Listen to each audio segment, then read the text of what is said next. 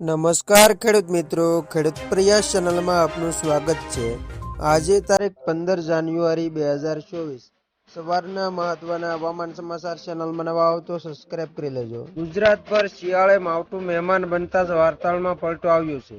અનેક જિલ્લાઓમાં કમોસમી વરસાદ આવતા ઠંડીનું પ્રમાણ ઘટી ગયું છે। જો કે ગુજરાતમાં હજી પણ થોડા કલાકો માટે વરસાદની આગાહી છે। અનેક જિલ્લાઓમાં હજી આજે પણ છૂટાછવાયા વરસાદની આગાહી કરવામાં આવી છે। જો કે આ વચ્ચે ઠંડીમાં લોકોને રાહત મળી છે। બીજી તરફ ગુજરાતના પતંગ રસિયાઓ માટે સારા સમાચાર એ છે કે રાજ્યમાં ઉત્તરાયણના દિવસે સારો પવન રહેશે। વાસી ઉત્તરાયણના દિવસે પવન ઓછો રહેવાની શક્યતા છે।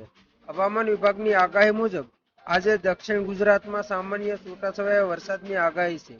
24 કલાકમાં કચ્છ, ભાવનગર, આણંદ, વડોદરા, નર્મદા, ભરૂચ, પંચમહાલ, દાહોદ, છોટાઉદેપુરમાં, ડાંગમાં વરસાદ પડ્યો તો આજે અમરેલી, ભાવનગર, આણંદ, પંચમહાલ, દાહોદ, છોટાઉદેપુર, નર્મદા, તાપી, ડાંગ, નવસારી, વલસાડ, દમણ, દાદરાનગર હવેલીમાં છૂટાછવાયા વરસાદની આગાહી છે। આ બાદથી વાતાવરણ સૂકું રહેશે। આગામી 4 દિવસ તાપમાનમાં 2 ડિગ્રીનો વધારો થશે।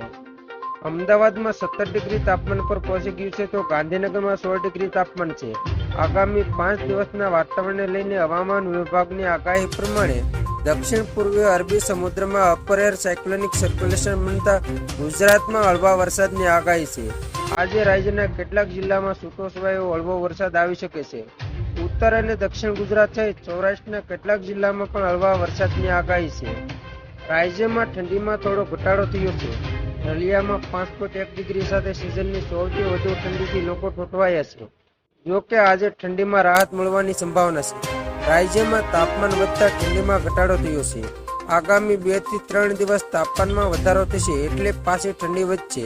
આજે હવામાન વિભાગના લેટેસ્ટ અપડેટ અનુસાર અમદાવાદમાં ગઈકાલે 16.4 ડિગ્રી તાપમાન નોંધાયું હતું।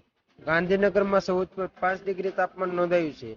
રાજ્યમાં સૌથી ઓછું લઘુત્તમ તાપમાન 5.1 ડિગ્રી તાપમાન નોંધાયું છે। રાજકોટમાં 12.9 ડિગ્રી, વડોદરામાં 17.6 ડિગ્રી, જ્યારે સુરતમાં 19.2 ડિગ્રી તાપમાન નોંધાયું છે।